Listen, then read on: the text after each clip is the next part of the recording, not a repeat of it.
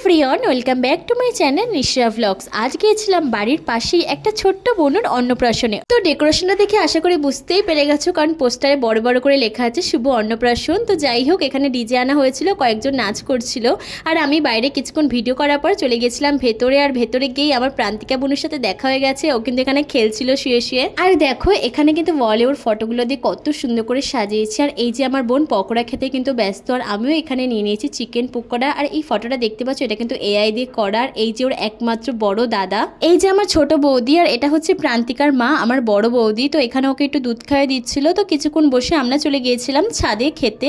তো এখানে কিন্তু গরম গরম ভাত দিয়ে দিয়েছিল, আর তার সাথে ডাল। আর এখানে মানে চিপস ভাজা, যেটা আর কি থাকে প্রত্যেকটা অনুষ্ঠান বাড়িতেই। তো এটা দিয়ে ভাত খেয়ে নিলাম, খেতে কিন্তু ভালোই লাগে। আর এখানে দিয়ে দিয়েছিল মাছ, আর তার সাথে কিন্তু এখানে চিংড়ি মাছের মালাইকারি, এটা আমার খুবই ফেভারিট। এখানে দেখো কত বড় একটা কাঠি।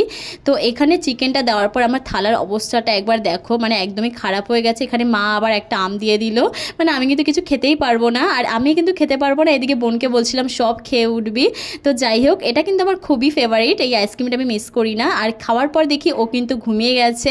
তো চলো এখন আমি যাব বাড়িতে, পেট কিন্তু পুরো ফুল লোড হয়ে গেছে। এখন বাড়িতে চলে যাব, রাতও হয়ে গেছে। এখানে ওর দাদাও টাটা করে দিল তোমাদের সবাইকে। আর এটা হচ্ছে আমার আর একটা কিউটি বুনু।